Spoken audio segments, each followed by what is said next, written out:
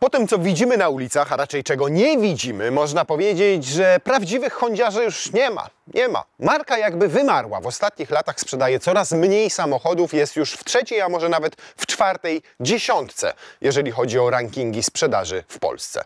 A to dziwne, bo przecież nadal produkuje takie samochody jak Civic, które kiedyś cieszyły się u nas ogromną popularnością.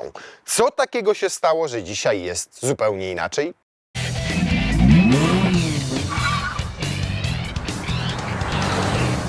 Classic Auto to magazyn nie tylko o klasycznej, ale i tej współczesnej motoryzacji. Widzowie karoserii mogą skorzystać ze specjalnej oferty prenumeraty. Wystarczy, że wejdziecie w opis tego odcinka i klikniecie w umieszczony tam link.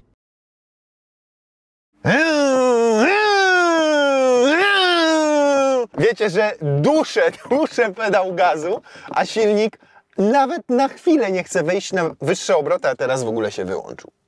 A to dlatego, że Civic obecnie sprzedaje się wyłącznie w wersji i2.HEV, czyli wersji hybrydowej. Nie ma już tych benzynowych silników, które kręciły się do 7-8 tysięcy obrotów i samochód nie jechał, ale brzmiał tak, jakby alał jak kometa świetlna.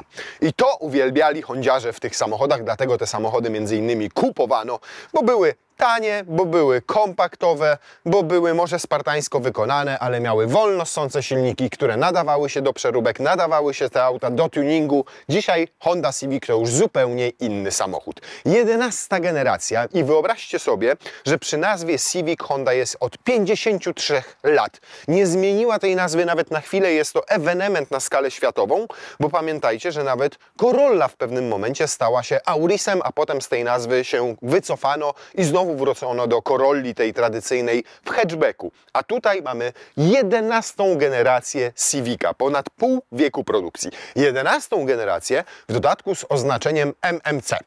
MMC, czyli Minor Model Change. Tak określa Honda coś, na co wszyscy inni mówią facelifting. I wiecie, co tutaj zmieniono w ramach tego faceliftingu? No trochę tak, jakby wasza żona kupiła sobie nową szminkę, umalowała sobie nią usta i uznała, że ona już przeszła lifting twarzy.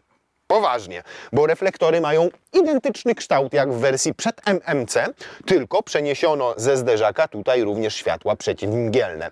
W zderzaku troszeczkę zmieniono tutaj to i podobno to zmieniono, ale nie jeżeli chodzi o kształt, tylko po prostu polakierowano to na czarny, błyszczący kolor i jeszcze zmieniono, felgi zmieniono i wprowadzono nowy lakier, niebieski. Czyli nie ten.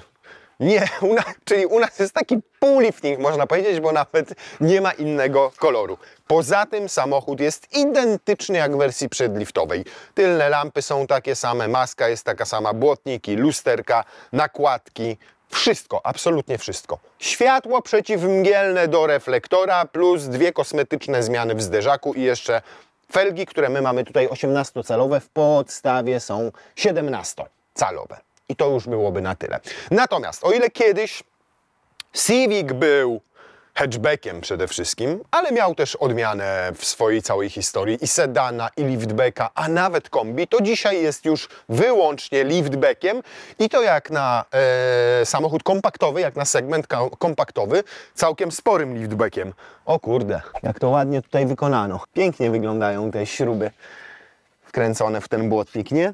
No tak jakby nie można było przynajmniej zrobić ich w lakierze, albo jakichś ładnych pinesek, albo gdzieś tam od spodu to umocować. No paskudnie to wygląda, tak jakby panu Januszowi się oderwał zderzak i postanowił to sobie na 2 blachowkręty przykręcić, jeszcze tylko trytytki brakuje. No więc jak powiedziałem, jest już wyłącznie liftbackiem, ale jak na segment C całkiem długim, bo ma 456 cm długości i jak na segment C także całkiem spory bagażnik, bo zmieścimy tutaj 410 albo 415 litrów bagaży, bo ten schowek ma 5 litrów, więc tutaj im wyszło 410, a tak wyszło im 415. Zapamiętajcie, 410, 415, 410, 415, 410, 415. Natomiast jest to pojemność mierzona nie do rolety, tylko do okna samego. No ale tutaj tej przestrzeni nad roletą nie ma zbyt dużo. A zobaczcie, jak wygląda roleta. Jak babcię kocham. Co to się stanęło się? Co to się stanęło się? No pierwszy raz jak żyję widzę takie rozwiązanie, ale w dodatku tę roletę też można wymontować. Jakbyście jednak jej nie potrzebowali, to można sobie wziąć i można sobie jej używać jak jojo. Nie? Albo można też iść na wesele. Ja zagram wam! I owszem, ma to tę wadę, że rzeczywiście jak chcecie zasłonić bagaże, to zawsze z łapy musicie to robić. Natomiast za każdym razem, jak otwieracie bagażnik, to macie dostęp do całej części tego, do pełnego bagażnika. Szeroki jest, wielki ten otwór. Po drugie, nawet jak to jest zasłonięte na stałe, to nadal ten otwór tutaj jest wystarczająco duży. Po trzecie, w każdym aucie normalnym, gdzie jest tradycyjna roleta, zdejmujecie ją i jest problem. Gdzie to włożyć, gdzie to zostawić, gdzie to wrzucić. Musi zostać w garażu, nie zabierzecie ze sobą. Natomiast tutaj, jak to sobie zdemontuję, to se te 5 litrów to po prostu wrzucam i mam tutaj kawałek więcej przestrzeni. Więc naprawdę, jeżeli chodzi o praktyczność tego rozwiązania, wow, nie mam uwag. Chyba najfajniejsza roleta, jaka może być w tego typu samochodach. A tu jest jeszcze druga, którą i tak musicie zdemontować, jak chcecie przewieźć więcej rzeczy. I ona już niestety w 5 litrów nie wejdzie. Ale przynajmniej jest na tyle płaska, że możecie po prostu zostawić ją w bagażniku. O, patrz ta. Ło! Jedno jest. Ale tu nam się już chyba nie zamknie i to nam nie wejdzie. O, proszę, dodatkowa zaleta tej roletki, że ona pracuje, ona jest materiałowa, więc mogliśmy, zobaczcie, wepchnąć tę walizkę tam wyżej i nadal ta część rolety nam tę walizkę przesłania. Nie ma elektrycznej klapy bagażnika, ale proszę bardzo. I zobaczcie, niczego tam nie widać, że coś jest w bagażniku. Wszystko jest ładnie zasłonięte. Bardzo ciekawa, interesująca koncepcja i praktyczna. I dwie duże walizy weszły, gdybyśmy mieli takie materiałowe, gdybyśmy mieli jakieś kabinóweczki, to jeszcze byśmy tutaj dopchali. Natomiast tutaj niestety jednym mankamentem jest to, że powstaje taki próg na końcu tego bagażnika, prawdopodobnie związany z tym, że w tamtym miejscu mamy jakąś belkę wzmacniającą, ewentualnie akumulator od układu hybrydowego. I to do niego teraz sobie przejdziemy. Dzięki temu, że ten akumulator jest niewielki i niewiele waży, to całe auto też jest dosyć lekkie, bo w podstawie, w najuboższej wersji, czyli w wersji Elegance, waży 1445 kg, więc mniej niż pół tony. No więc cały układ hybrydowy składa się tutaj przede wszystkim z silnika takiego, jak hondziarze lubią, czyli 2 litry wolno ssące. I ten silnik ma 143, 144 albo 145 koni mechanicznych, 186 albo 187 albo 188 Nm. To nie jest żart. Jak zerkniecie sobie do specyfikacji na oficjalnej stronie Hondy, to zależnie, uwaga, od wersji wyposażenia moc wzrasta o 1 konia mechanicznego, silnika spalinowego. Ponieważ mamy tu też silnik elektryczny, który ma 313 Nm, to łączna moc cała systemowa tego samochodu wynosi 183 konie mechaniczne, albo 184 konie mechaniczne, albo 185 koni mechanicznych w naszej wersji najwyższej Advance, bo są 3. Elegance, Sport i Advance, my mamy Advance'a. Więc jest mocniejszy od podstawowej o 2 konie mechaniczne, ale niestety setkę robi o jakieś 3,4 sekundy wolniej. Bo ma więcej koni, ale ma też więcej wyposażenia, a przez wyposażenie waży już nie 1445 kg, tylko waży 1502 kg. No historia, mówię wam, naprawdę niezła historia się tam odbyła w specyfikacji tego samochodu, jeżeli chodzi przynajmniej o to, co opublikowała Honda Polska na swojej stronie. Natomiast koncepcja pracy całego tego układu hybrydowego jest trochę inna niż w innych hybrydach, na przykład tych Toyoty czy Lexusa, ale o tym sobie powiemy podczas jazdy. Jest tutaj też skrzynia bezstopniowa, ale ma wirtualne biegi i nie nazywa jej Honda, o kurna, ale to jest gówno. Nie dość, że patyk, to jeszcze trudno go... Jak to jest bez sensu zrobione? Może ja to... to tak, okej, to można zrobić na 2 w dwóch miejscach, ale w to nie pasuje chyba tak dobrze.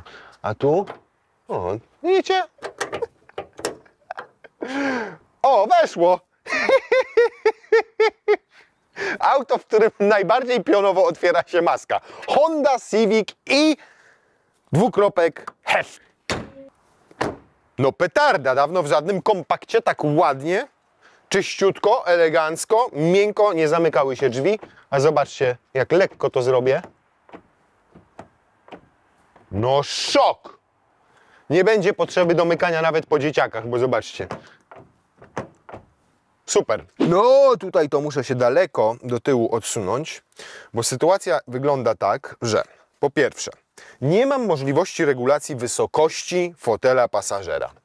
Jest elektryka, ale nie na wysokość. No po prostu Japończycy, Chińczycy, Koreańczycy, nie wiem co oni mają. Niektórzy już się nauczyli, ale niektórzy, tacy jak Honda, nadal pozostają przy rozwiązaniu pod tytułem: na fotelu pasażera może jechać tylko ktoś, kto ma 1,60 m wzrostu. Wyższych nie tolerujemy. No zobaczcie, jak ja siedzę tutaj. No. We współczesnym aucie kompaktowym walę głową normalnie w podsufitkę tutaj. Jest szklany dach. Pozbyć się go nie mogę, bo on jest na stałe zamontowany. Muszę się dlatego pochylić bardziej na tym oparciu do tyłu. W dodatku te kolana mam jakoś tak wysoko, przez to tutaj też kiepsko mnie podpiera ten fotel, jeżeli chodzi o same uda. No ale dobra, siedzę powiedzmy tak, że mogę sobie gdzieś pojechać. Dalej, w wygodnych warunkach. A co wówczas z tyłu się dzieje? A wówczas z tyłu nie ma tragedii, jeżeli chodzi o kolana. Jeżeli chodzi o kolana i o stopy, jak na gościa 1,95 m, to jest spoko. 1,70 m jakbym miał, byłoby znacznie lepiej. Natomiast no, nad głową to jest jakaś katastrofa. No tutaj, tu naprawdę to jest miejsce dla kogoś, kto ma maksymalnie 1,70 m wzrostu, nie więcej, ze względu przede wszystkim na nisko opadającą linię dachu. I to nie jest tak, że tu przez szklany dach akurat mam mało miejsca, bo roleta zasłaniająca go wchodzi tutaj, w to miejsce, w ten garb, a tutaj, gdzie trzymam akurat głowę, już jest normalny sufit. Nie podoba mi się też to, jak tutaj widać wszystkie te mechanizmy od tego dachu. Nie jest to ładnie zabudowane. W ogóle uważam, że jak macie możliwość, to zrezygnujcie ze szklanego dachu i tyle. Są dwa gniazda USB-C, są nawiewy dla pasażerów siedzących na tylnej kanapie, jest podłokietnik, tak strasznie nisko umieszczony, bo on opada i opiera się tutaj aż o kanapę. Natomiast tu jest tak miękki, że zobaczcie, łokieć. Słyszycie? Można go napompować w dodatku. Kanapa niestety składa się w proporcjach 40-60, nie ma tutaj rękawa na narty, więc jeżeli przewozicie dłuższe przedmioty, no to mniej osób w środku będzie mogło siedzieć. Są kieszenie w oparciach przednich foteli i jest, uwaga, naturalna skóra w najwyższej wersji Advance. I powiem Wam zupełnie uczciwie i szczerze, że inni producenci już wegańską robią lepszą niż naturalną zrobiła Honda. Bo no jak tego dotykam, to jest to taka, no jakby to powiedzieć, taka jak skórzana kurtka z targowiska za 50 zł. No nie sprawia ta skóra niestety dobrego wrażenia, ale może za to będzie się dobrze użytkowała. Natomiast jeżeli chodzi o wykonanie takich elementów, zobaczcie, jak tutaj wokół przycisku otwierającego szyby. To jest fajne, chropowate, ma ładną strukturę, nie jest po prostu zwykłym plastikiem. To jest mięciutkie tutaj, to jest mięciutkie. Tutaj jakaś wstawka z piano, fajna klameczka, taka satynowa, no i plastik już tutaj na podszybiu, co w świecie kompaktów jest dzisiaj czymś oczywistym i czymś naturalnym. Rzadko spotykamy się z odstępstwami od tej reguły, ale z przodu już tutaj jest miękko i to jest naprawdę fajna faktura, ładnie to wszystko wygląda, estetycznie, może nie tyle premium, co bardzo porządnie. I robi dobre, naprawdę dobre wrażenie. Prosto, funkcjonalnie i z dobrych materiałów, bo nawet jak mamy gdzieś plastik, to widać, że on ma fajną strukturę i fakturę. Nie jest całkowicie gładki. Naprawdę jest nieźle. Wiecie, co zmienił lifting przez Hondę zwany Minor Model Change we wnętrzu? Już Wam tłumaczę. Czarne słupki są, teraz czarna podsufitka jest. I to obramowanie tutaj wokół kratek nawiewu ma taki satynowy kolor. Taki jasny, satynowy. I to już wszystko. Naprawdę, to już są wszystkie zmiany we wnętrzu. Przypominam, że jeżeli chodzi o zewnętrze, tych zmian było mało. Jeżeli chodzi o technikalia napędu, zawieszenia i tak dalej, nie ma żadnych zmian. A we wnętrzu czarne słupki, czarna podsufitka i inne wykończenie wokół nawiewów. I to wszystko. No po prostu troszkę się chłopaki ośmieszają. No ale idźmy dalej. Pomijając ten fakt, jest tutaj ładnie i estetycznie. Bardzo podoba mi się ta struktura plastra miodu, która jest pociągnięta w zasadzie na całej szerokości tej części deski rozdzielczej. Podobają mi się materiały, bo są mięciuteńkie, fajne. Nawet to piano, którego mamy tutaj kawałek, mnie nie drażni, bo ono jest w takim miejscu, gdzie jego się nie dotyka, a tutaj, gdzie się często czegoś dotyka, ma dokładnie taką samą fakturę jak wokół przycisków do otwierania szyb, czyli delikatnie chropowana, taka wiodełeczkę, przyjemna i pewnie nie będzie się tak rysowała jak piano, nie widać też tak na niej ani odcisków palców, ani brudu. Dodatkowo jest bardzo ergonomicznie, praktycznie zaprojektowane to wszystko, bo mamy panel klimatyzacji z pokrętełkami i z przyciskami, włącza się ogrzewanie dupci, po prostu najzwyczajniej w świecie przyciskiem, jest trójstopniowe, fajnie zaprojektowano przyciski do wybierania przełożeń w skrzyni biegów. Fajne jest to, że tutaj mamy taki przełącznik do zmiany trybów jazdy. Tutaj fajnie widoczną, praktyczną ładowarkę indukcyjną, gdzie łatwo włożyć telefon, wyjąć go, 2 gniazda USB-C, gniazdo zapalniczki, 2 uchwyty na kubki, podłokietnik i schowek pod nim, który jest wygumowany od spodu, boczki ma plastikowe, ale oprócz tego taką półeczkę na drobiazgi, którą możecie sobie przełożyć. Nie jest niestety regulowany. Czytelna w obsłudze kierownica z klasycznymi przyciskami i pokrętłami. Włącza się ogrzewanie, tutaj też widoczne. Idealna średnica tego koła, idealna grubość samej kierownicy, fajnie leży w dłoniach. Cyfrowy wyświetlacz. Chociaż szkoda, że nie jest już cyfrowy absolutnie w całości i poziom naładowania baterii czy poziom paliwa też nie są zintegrowane z całym wyświetlaczem, tylko one są tutaj po bokach. No i tutaj na przykład pozycję już mam super za kierownicą, bo fotel ma regulację i wysokości, i pochylenia siedziska. Może to siedzisko mogłoby być jedynie ciut wyższe, ale na przykład tu nie narzekam na wysokość oparcia, na pozycję głowy, jaką mam na zagłówku. Jest naprawdę fajnie się tutaj siedzi i nisko przede wszystkim. Ja lubię. Nie lubię SUV-ów podwyższonych, ale jak tutaj siedzę prawie na ziemi, naprawdę pozycja za kierowniczą super. Wada, taka ewidentna, to jest to, czyli wyświetlacz. Bo to, co sobą reprezentuje, to są takie lata 90. i to powiedziałbym, że wczesne. Po pierwsze, tutaj po co te 2 przyciski i jeszcze to pokrętło i jeszcze te przyciski tutaj. No już naprawdę można było go powiększyć, bo on ma tylko 9 cali, zrobić go większym i wtedy mielibyśmy lepszy widok, po prostu większy ekran i jednocześnie no, wyglądałoby to trochę ładniej, jakbyśmy zmienili jeszcze interfejs, bo to naprawdę pachnie oldschoolem. Wszystkie te ikonki, działa to dosyć wolno, bo klikacie sekundę, 2, czekacie, aż coś się uruchomi i nie jest dodatkowo zbyt intuicyjny w obsłudze. Dobrze, że ma Apple CarPlay i Android Auto i to bezprzewodowe, więc możecie po prostu położyć sobie telefon i tutaj korzystać z interfejsu podobnego jak w Waszym telefonie i takie rozwiązanie w przypadku akurat nawigacji w Civicu polecam, bo to nie wygląda dobrze. Co więcej, ten ekran sprawia wrażenie, jakby był delikatnie przechylony w kierunku kierowcy. Nie wiedzieć czemu. No, ale poza tym jakość wykonania, jakość materiałów, montaż tego wszystkiego naprawdę nie pozostawiają niedosytu.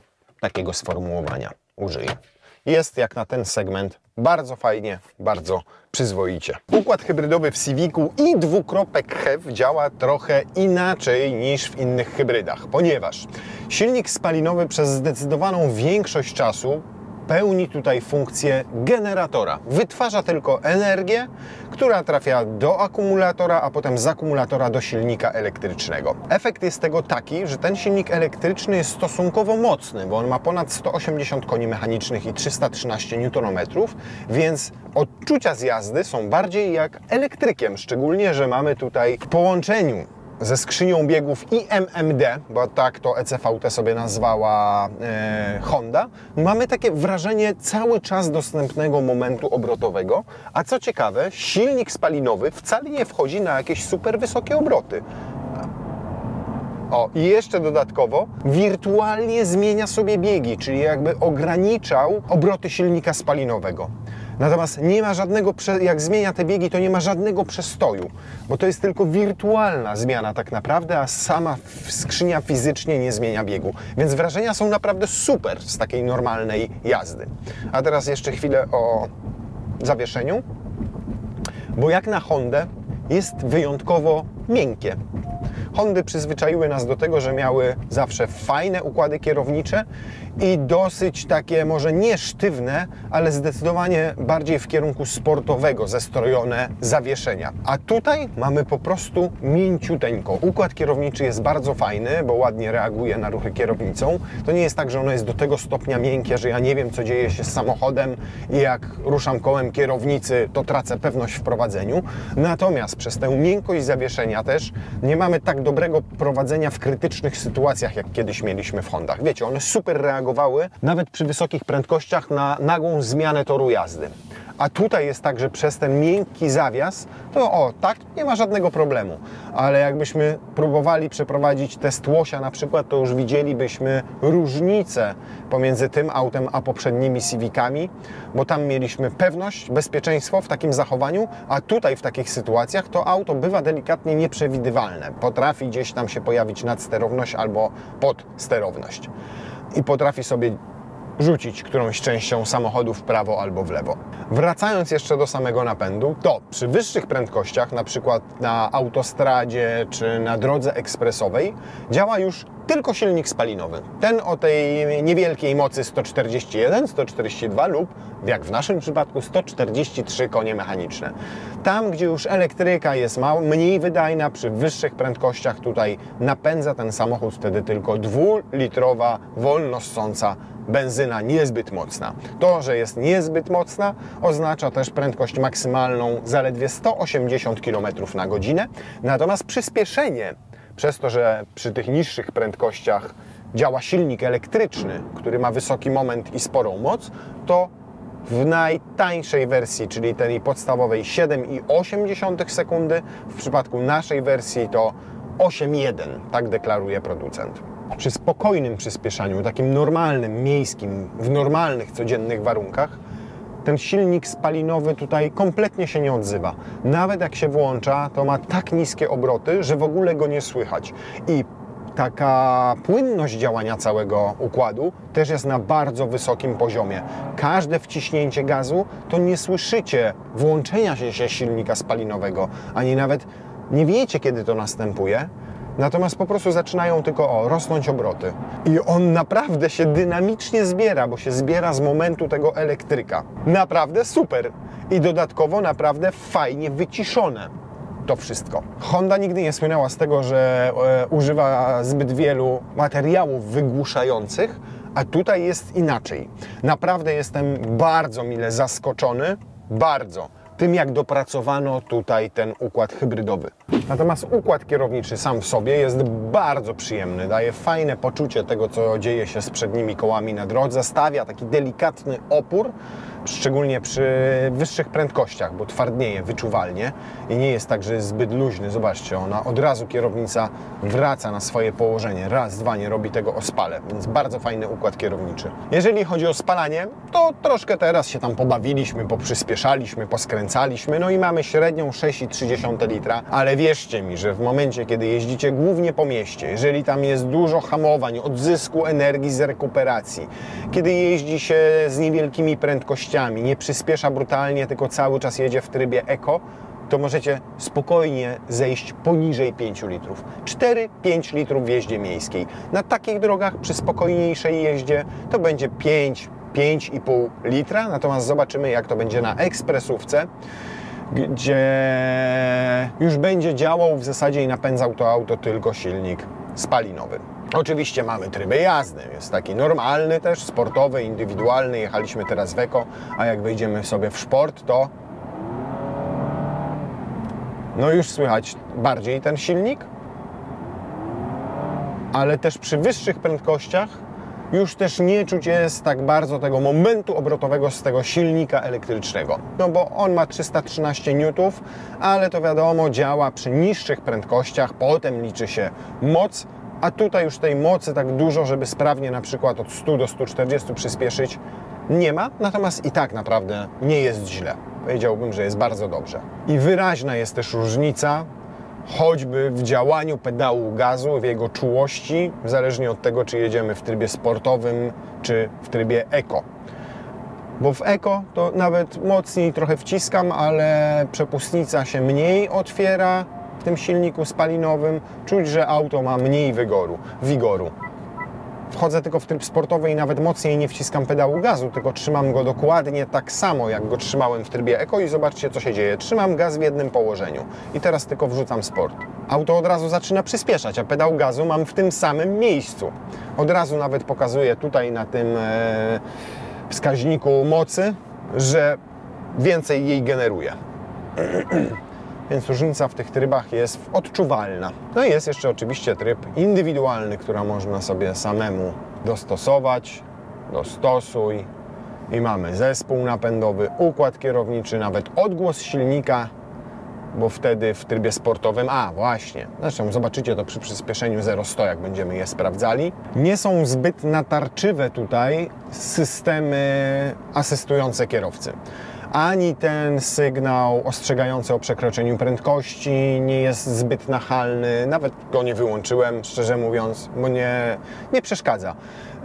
Ani nie reaguje nadwrażliwie układ asystenta pasa ruchu.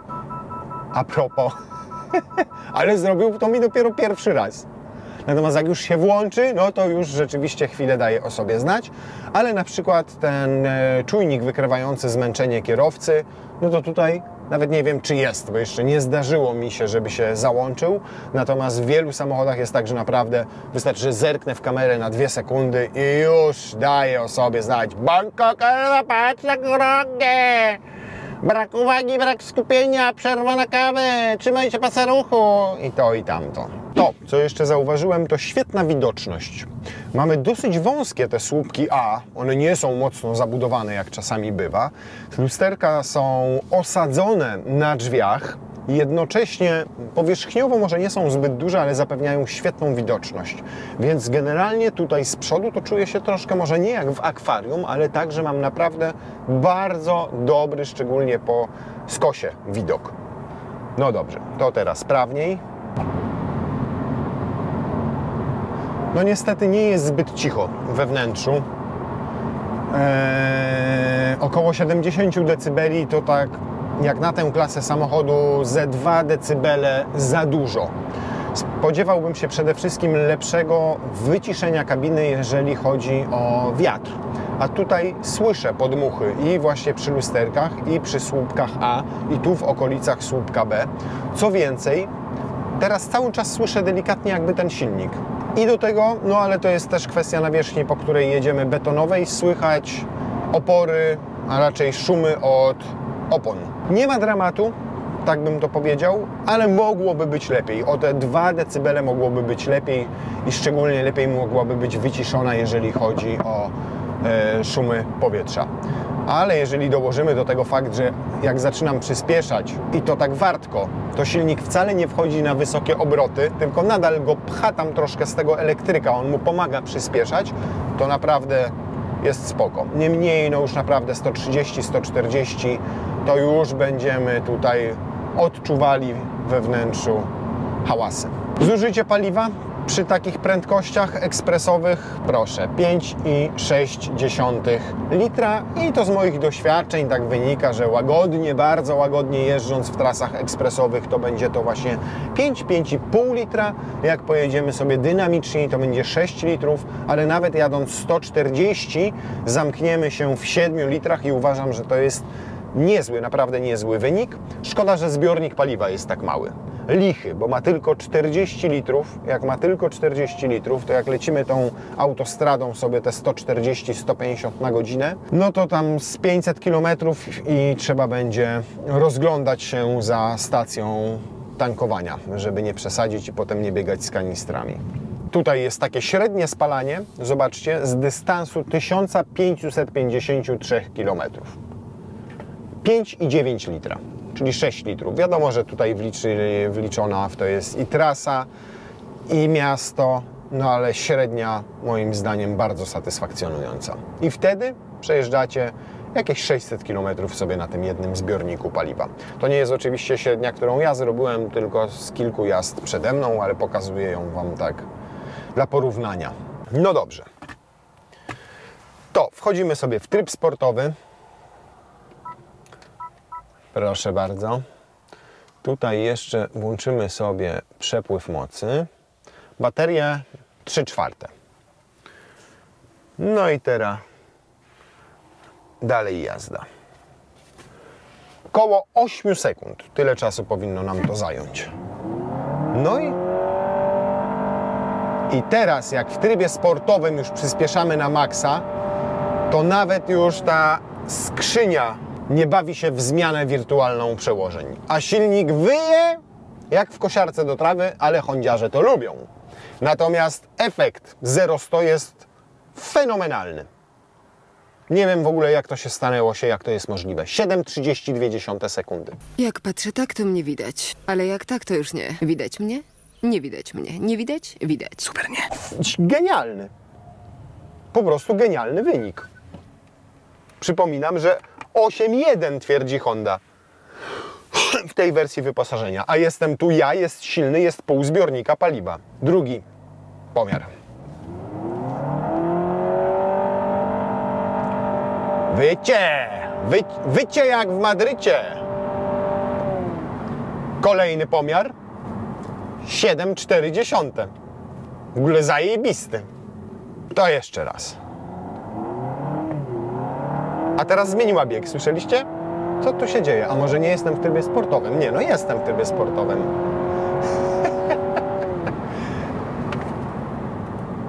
I teraz ze zmianą biegów było 8,45.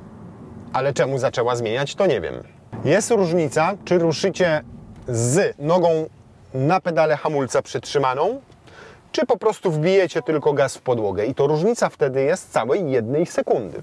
Teraz zobaczcie, teraz pojadę, po prostu wbiję gaz w podłogę.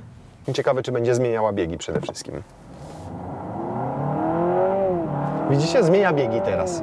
Jak się robi procedurę startu, czyli przytrzyma się jej nogę na hamulcu, to wynik 0-100 to jest w okolicach 8,40. Czyli to jest dana, jaką podaje Honda i tak to prawdopodobnie zmierzono.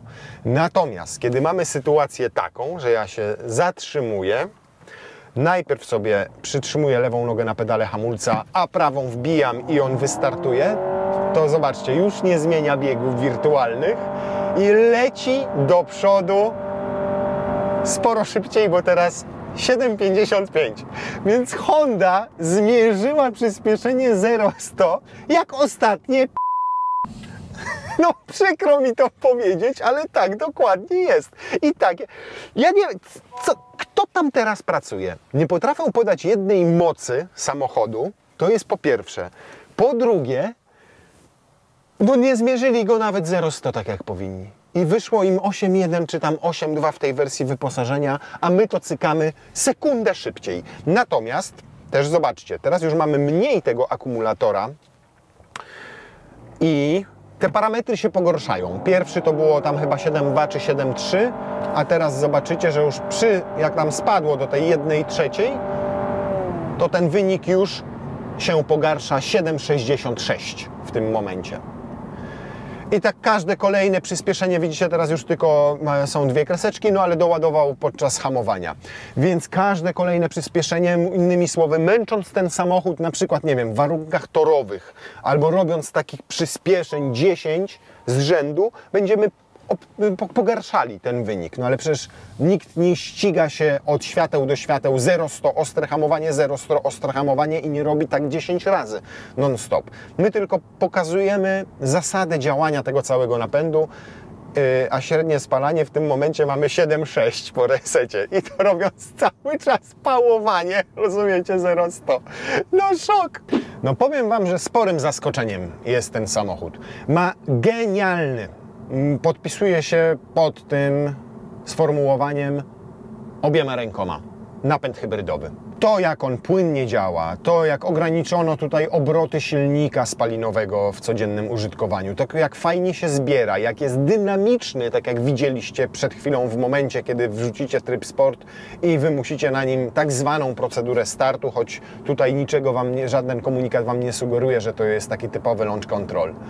To naprawdę jestem mega zaskoczony. Ta wirtualna zmiana tych biegów, to spalanie, które jest tak niskie tutaj. Wow! Naprawdę wow, to jest świetna hybryda. Oczywiście nie jest to auto idealne, umówmy się. No to jest trochę taki już old school na tle tego, co dzisiaj robią niektórzy producenci. Irytujące są te multimedia, nie ma spektakularnie dużo miejsca na tylnej kanapie, pomimo że mamy liftbacka. No i też jeżeli chodzi o design samego samochodu, no to kiedyś Honda potrafiła to zrobić bardziej oryginalnie. Bardziej się te auta wyróżniały na ulicy, teraz tutaj jest tak zachowawczo i to nie każdemu będzie odpowiadało. Plus za takie fajne rozwiązania jak ta roleta bagażnika, bagażnik sam w sobie dosyć przestronny, jak na kompakt de facto. Dobre materiały we wnętrzu, dobry montaż, fajne prowadzenie, trochę za miękkie zawieszenie jak na Hondę. Natomiast no ja się dziwię temu, że ten samochód nie jest zbyt popularny. Ja wiem, że cena jest wysoka, bo wyjściowo to 140-150 tysięcy złotych, a taka wersja jak ta z prawdziwą skórą, z ogrzewanymi fotelami, kierownicą, szklanym dachem, to i ze 170 tysięcy będzie kosztowała. Natomiast to jest po prostu udane auto samo w sobie, wyjątkowo udane. W dodatku znaczek Hondy może gwarantować, że zbyt często do serwisów nie będziecie nim jeździli i zaglądali. Że przejedziecie nim mnóstwo kilometrów i będziecie zadowoleni. Więc nie wiem, co poszło nie tak. Moim zdaniem, i przepraszam, jeżeli kogoś obrażę, ale komuś w Hondzie się po prostu nie chce. Tak jak nie chce mu się sprawdzić dobrze przyspieszenia 0-100 tego samochodu, tak nie chce się włożyć trochę pracy w marketing, w PR, w podpromowanie tej technologii. Po prostu tam, mam wrażenie, pracują lenie. Zdecydowanie nie lenie ten samochód projektowały, tworzyły, natomiast lenie potem sprawdzały mu przyspieszenie do setki, lenie sprawdzały mu dokładnie moc, lenie go dzisiaj sprzedają. Przykro mi to bardzo mówić, ale to, że tego auta nie widać na ulicach, to nie jest wina Civica. To jest wina zdecydowanie ludzi, którzy odpowiadają za sprzedaż tego samochodu, bo jest świetnym wozem.